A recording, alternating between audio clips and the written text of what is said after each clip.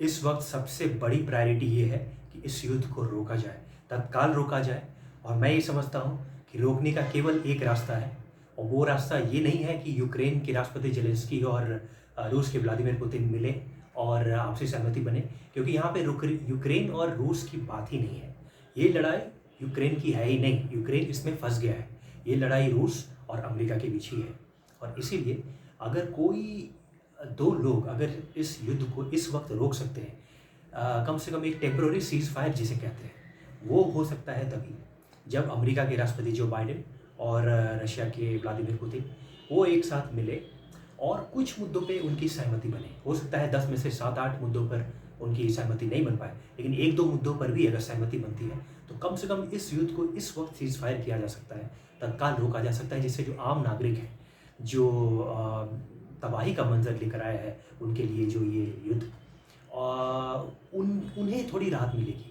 ये हम सभी का भी कर्तव्य है कि कैसे भी इस युद्ध को रोका जाए। और जैसे मैं समझ रहा हूँ इस वक्त केवल एक रास्ता है। फ्रांस के राष्ट्रपति इमैनुअल मैक्रॉन काफ़ी चक्कर लगा चुके हैं रशिया के व्लादिमीर पुतिन से, पिछले कुछ महीनों से काफ़ी बार मिल चुके हैं, घंटों बात कर चुके हैं, लेकिन जो एक काम वो नहीं कर पाए हैं अभी तक वो ये कि वो अमेरिका के जो बाइडेन से अभी तक नहीं मिले। उनसे मिलने की ज़रूरत है और उन्हें ये कहने की ज़रूरत है कि सर आप अपना थोड़ा जो अहम है, ईगो है, उसको टोन डाउन कीजिए और आप मिलिए, क्योंकि इस वक्त अभी ये ईगो का टाइम नहीं है, ये समय नहीं है। ट्रेन जो है वो स्टेशन से निकल चुकी है और इस वक्त कैसे भी अभी इस वक्त युद्ध को तत्काल रोकना बहुत ज़रूरी है, नहीं तो बेगुनाह लोग जो यूक्रेन में हैं वो मारे जा रहे हैं और वो फंसे हुए हैं। तो ये सबसे हमारी पहली प्रायोरिटी तो ये है कि युद्ध को रोका जाए। अब ये जो पूरा जो ये परिदृश्य है, ये जो युद्ध का जो बैकड्रॉप है, जो बिल्डअप हुआ काफ़ी समय से, इसे आपको अगर समझना है तो आपको तुलसी गाबार्ड का जो ये 3 मिनट का वीडियो है, मैं अभी जो आपको दिखा रहा हूँ, उसे आपको देखना पड़ेगा। और ये वीडियो मैंने देखा था, उस समय ही देखा था जब काफ़ी समय से इस पे बहस हो रही थी। और तुलसी ने फॉक्स न्यूज़ के अपने डिबेट्स में काफ़ी बार इस चीज़ को कहा कि we need to deskill it, लेकिन वो उल्टा है। और उन्होंने ये भी कहा था कि शायद बाइडेन ये भी चाहते हैं, या जो अभी अमेरिकन एडमिनिस्ट्रेशन है और वो डेमोक्रेट्स ही हैं बाय द वे, वो ये चाहते हैं कि शायद रशिया इन्वेड कर ले यूक्रेन पे, उसके बाद हम सैंक्शन लगाएं। तो उनकी अपनी अलग रणनीति है, इन सब के बीच यूक्रेन फंस गया है।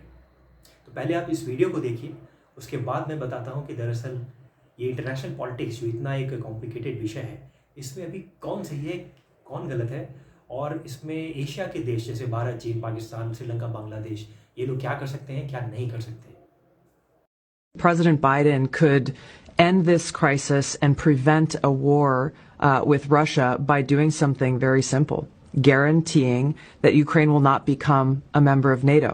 Because if Ukraine became a member of NATO, that would put U.S. and NATO troops directly on the doorstep of Russia, which, as Putin has laid out, would undermine their national security interests. The reality is that it is highly, highly unlikely that Ukraine will ever become a member of NATO anyway. So the question is, why doesn't President Biden and NATO leaders actually just say that and guarantee it? Which begs the question of why are we in this position then? If the answer to this and preventing this war from happening is very clear as day, and really it just points to one conclusion that I can see, which is they actually want Russia to invade Ukraine. Why would they? Because number one, it gives the Biden administration a clear excuse to go and levy draconian sanctions, which are a modern day siege against Russia and the Russian people. And number two, it cements this Cold War in place. The military-industrial complex is the one that benefits from this. They clearly control the Biden administration. Warmongers on both sides in Washington have been drumming up these tensions. If they get Russia to invade Ukraine, then again, it locks in this new Cold War. The military-industrial complex starts to make a ton of more money than they have been in fighting Al-Qaeda or making weapons for Al-Qaeda. And who pays the price? The American people pay the price. The Ukrainian people pay the price. The Russian people pay the price. It undermines our own national security, but the military-industrial complex that controls so many of our politicians wins, and they run to the bank. You've seen this from both sides as a lawmaker and a member of our armed forces, so I think you've got a credible view on this. I've looked at this carefully, Tucker, and I have yet to find any benefit that a political leader has used or could use to justify this to the American people. All you hear is like, well, we have to defend democracy. We have to defend this democratic country of Ukraine. But as you know very well, this current president, shuts down, arrests political opposition, throws them in jail, shuts down TV stations that are critical to him. I have a hard time seeing how President Biden or anyone can say with an honest face, we are defending democracy. And the reason is because our own government has publicly supported these authoritarian actions by the Ukrainian president in shutting down their own political opposition. And it begs the question, this sounds familiar to some of the things that unfortunately we're seeing play out right here at home. I was just about to say, it sounds like their kind of democracy. तो जैसा तुलसी ने अभी कहा कि केवल एक रास्ता था, जिस वक्त ये पुराना वीडियो है, उस वक्त उन्होंने कहा था कि ये अगर युद्ध हो गया, जो कि सीधे तरीके से तो हम नहीं कह सकते, लेकिन इनडायरेक्टली ये अमेरिका और रूस की ही लड़ाई है, और ये लड़ाई अगर होगी तो ये न्यूक्लियर होगी, और पूरी दुनिया की 90% जो भी न्यूक्लियर कैपेसिटी है ये इन दोनों देश के पास है। अगर आपको लगता है कि भारत, चीन, ये सब कंट्रीज भी, इनके पास भी परमाणु हथियार है, ये बूंद के बराबर है जितना वो, उनके पास तो तालाब है, उनके पास नदी है। 6500 रशिया के पास न्यूक्लियर वेपन्स है, अमेरिका के पास 5800 है, और भारत, चीन, इन लोगों के पास, भारत के पास 100-200 है, चीन के पास 300-400 है, इस तरह से है। लेकिन आप कल्पना कीजिए कि कहाँ इन लोगों के पास जो नंबर्स है और कहाँ रशिया के पास 6500, 6250। जिस देश के पास 6250 परमाणु बम है, आप उनको आइसोलेट करेंगे। व्लादिमीर पुतिन ने भी भूल की है इसमें, और जो बाइडेन ने भी अपने कैलकुलेशन पे भूल की है। पुतिन ने ये भूल की है, जो कि हाँ यही होता है, हर war, every war is miss calculated.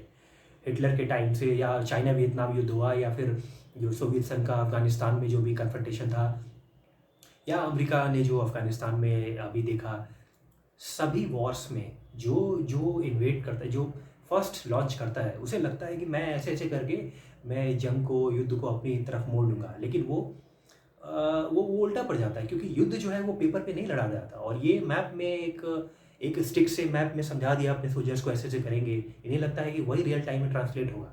ऐसा होता नहीं है। युद्ध पेपर पे नहीं लड़ा जाता है मैप पे, युद्ध ऑन ग्राउंड लड़ा जाता है। वहाँ की स्ट्रैटेजिक जो रियलिटीज़ होती है, जो सच्चाई होती है, बहुत अलग होती है। तो पुतिन जो उन्होंने सोचा था कि 2-3 दिनों में हम कीव पे कब्जा कर लेंगे, वो हुआ नहीं। आज 7वां-8वां दिन है, और बहुत स्ट्रॉन्ग एक रेजिलियंस झेलना पड़ा है उन्हें। अगर ये लगा कि अफगानिस्तान के प्रमुख की तरह जेलेंस्की भी छोड़कर भाग जाएंगे, वो हुआ नहीं। उन्होंने अमेरिका ने वही पहल भी की थी कि हम आपको, जैसे अफगानिस्तान में उन्होंने किया था, हेल्प किया था, उन्होंने कहा था कि हम आपको सेफ हेवन देते हैं, लेकिन उन्होंने कहा कि नहीं, हम लड़ेंगे, मुझे राइट नहीं चाहिए, मुझे वेपन चाहिए। अब ये 7-8 दिन से ये खिंच रही है जब। निश्चित रूप से यूक्रेन कमज़ोर है, लेकिन रूस ने जितना सोचा था वो नहीं हुआ। तो ये कैलकुलेशन की गलती पुतिन के साइड से भी हुई। अब बाइडेन की गलती क्या है? वो ये सोच रहे हैं कि हम रशिया को आइसोलेट कर देंगे, जो कि संभव नहीं है। जिस देश के पास सबसे ज़्यादा परमाणु हथियार है, आप उसको कैसे आइसोलेट कर सकते हैं दुनिया से? कौन सा देश है जो ये हिम्मत करेगा कि रशिया को नाराज़ करे? कम से कम एशिया में तो नहीं करेगा। और आज आप देखिए कि एशिया के सभी देश जो भी हैं, China, Pakistan, Bangladesh, Sri Lanka, India, UAE, सभी देश इन्होंने एब्सटेन कर दिया वोट से। ये एब्सटेन करने की बात है, दरअसल एक तरह से ये बताता है कि हम रूस के खिलाफ नहीं जा सकते, हम सपोर्ट नहीं कर रहे हैं, युद्ध बहुत ख़राब चीज़ है और बहुत गलत हो रहा है। रशिया ने जो कहा वो गलत है, इंडिया ने भी कहा कि डिप्लोरेबल, लेकिन रशिया के खिलाफ नहीं जा सकते। भारत की अपनी मजबूरी है, एक टाइम टेस्टेड फ्रेंडशिप है, इसमें भारत फंसा है।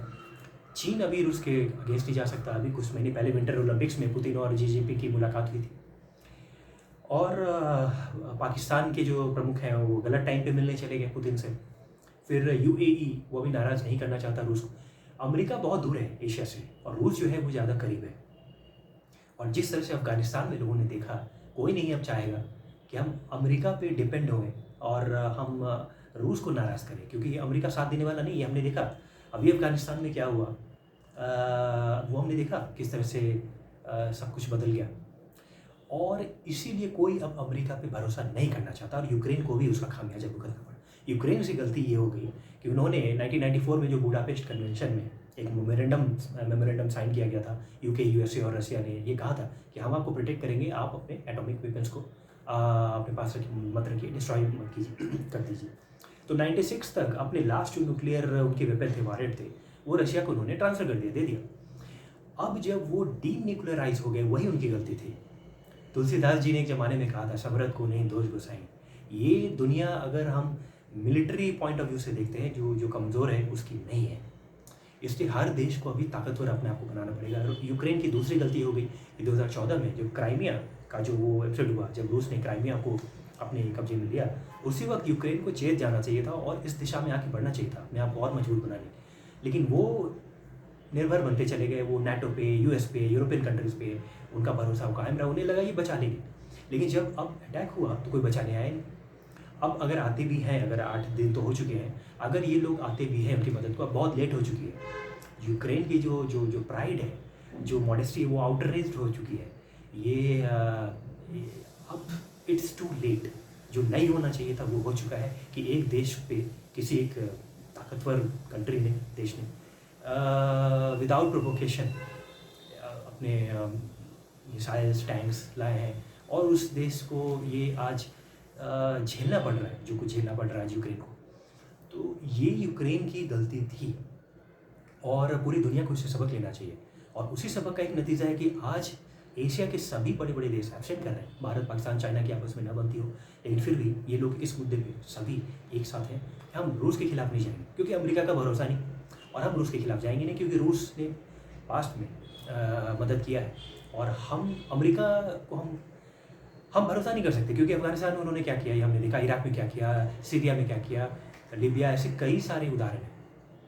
एक वजह कुछ लोग ये भी कहते हैं कि जिस तरीके से चीन और रूस में पहले नहीं बनती थी, तो जो लेट 70s में चीन वियतनाम का युद्ध हुआ था, तो चीन ने वियतनाम पे केवल इसलिए आक्रमण किया था, ये दिखाने के लिए, रूस को दिखाने के लिए कि आप कुछ नहीं कर सकते, अपने एलिट्स को बताने के लिए। वही चीज़ आज रूस अमेरिका के साथ कर रहा है। अमेरिका को ये बता रहा है कि हम यूक्रेन पे अटैक करके हम ध्वस्त कर रहे हैं, आप कुछ नहीं कर सकते।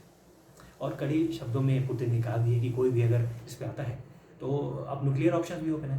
तो अब क्या दूसरे देश आएँ और ये स्केलेट हो इशू, वर्ल्ड वार 3 हो, और अब ये न्यूक्लियर वर्ल्ड वार होगा, ये अगर तीसरा होता है तो अब लोग फंस गए हैं। और अगर बाइडेन को ये लग रहा है कि सैंक्शंस लगा करके मैं फंसा दूंगा, सैंक्शंस का एक दूसरा परिणाम फिर युद्ध की तरफ ही जाएगा, क्योंकि यहाँ पे ऑल आउट एक फुल प्रॉन्ग अटैक है।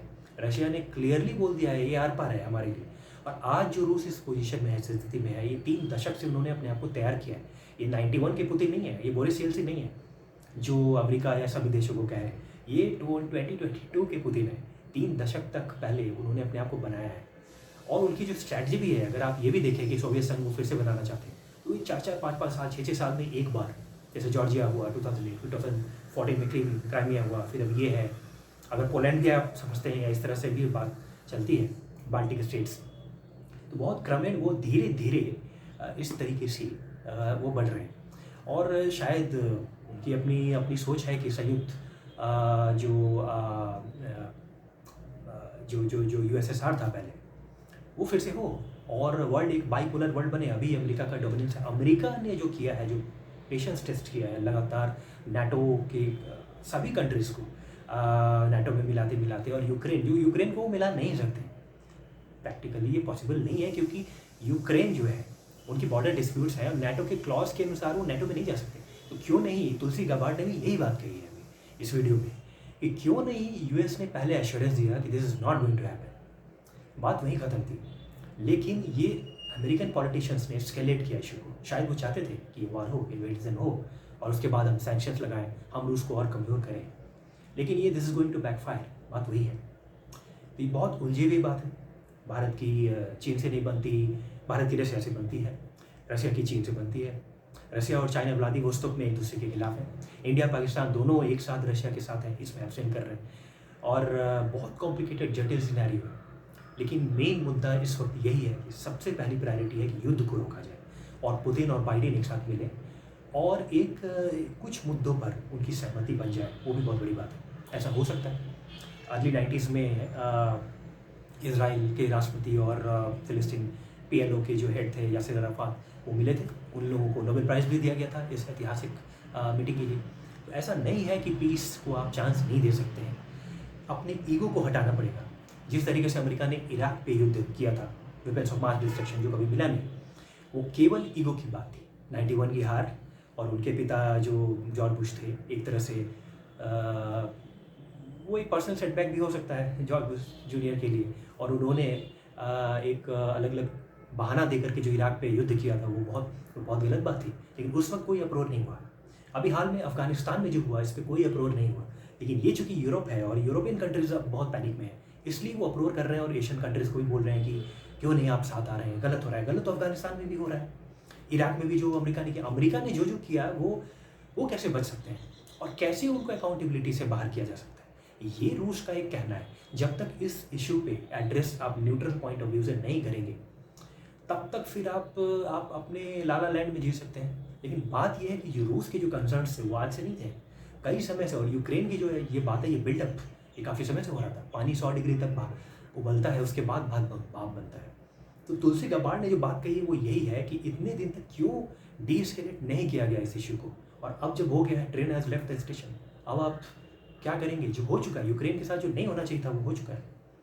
तो ये अब हम बिल्कुल ही बहुत जटिल स्थिति में हैं, और अब सबसे पहला रास्ता यही होगा कि बाइडेन और पुतिन को कोई पहल करे। शायद इमैनुअल मैक्रन ही पहल करें इस चीज़ को, क्योंकि मैक्रन एक मिलेनियल है, वेरी क्लोज टू मिलेनियल। और ये बाकी जो पॉलिटिशियंस हैं, बाइडेन, पुतिन, या और किसी भी देश के आप प्रमुख को ले ले, उनकी जो एज ग्रुप है, जो थॉट पैटर्न है, वो हैंगओवर है उनका पुराने वार्स और उसी बैकड्रॉप में। और मैक्रन जो है वो थोड़े से यंग है इन सभी के कंपैरिजन में, उनकी सोच डेफिनेटली थोड़ी अलग होगी, फॉरवर्ड थिंकिंग होगी। मैक्रन लेफ्ट है, लेफ्ट आइडियोलॉजी से आकर वो राइट विंग स्टेप्स लेते हैं अपने फ्रांस में कई मुद्दों पर। तो इसीलिए मैं ये कह रहा हूँ कि शायद मैक्रन या फिर जर्मनी या फिर कोई देश हो सकता है, बेलारूस तो नहीं हो सकता क्योंकि वो रशिया के साथ है, लेकिन कोई देश, किसी देश के प्रमुख को ये मध्यस्थता करनी पड़ेगी और बाइडेन और पुतिन को एक साथ मिलाना पड़ेगा, और ये कहना होगा कि हमारी आपस की लड़ाई में यूक्रेन न मारा जाए, कोई भी देश कोलैटरल डैमेज न बने, और इस वक्त हमें सीज फायर करने की ज़रूरत है। तत्काल हमें एक सीज फायर चाहिए, ताकि आम नागरिक को और तबाही न झेलनी पड़े। उसके बाद हम मिल बैठकर बात करते हैं। क्यों नहीं हम मिल बैठकर, हम 21वीं सदी में हैं, और अगर आज भी हम ये नहीं समझते कि हम डिप्लोमेटिक रास्ते से मिल बैठकर बात करके मुद्दे नहीं सुलझा सकते, ये बहुत त्रासदी है। लेकिन ये सभी बाद की बातें हैं। इंटरनेशनल जियोपॉलिटिक्स बहुत कॉम्प्लिकेटेड इश्यूज़ है। यहाँ कुछ right and wrong, black and white में होता नहीं, ग्रे भी नहीं होता, ये बहुत कॉम्प्लिकेटेड है। लेकिन इन सब कॉम्प्लिकेटेड चीज़ पे धीरे धीरे बात हो सकती है। इस वक्त जो चल रहा है, इस वक्त जो हम बात कर रहे हैं, आप सुन रहे हैं, मैं बोल रहा हूँ, इस वक्त कितने बेगुनाह लोग मारे जा रहे हैं बिना किसी गलती के। ये युद्ध को तत्काल रुकने की जरूरत है, और केवल बाइडेन और पुतिन इसे आपसी सहमति से रोक सकते हैं। ये उन्हें करना चाहिए। लेट्स होप, हम सिर्फ आशा कर सकते हैं, होप कर सकते हैं, प्रे कर सकते हैं।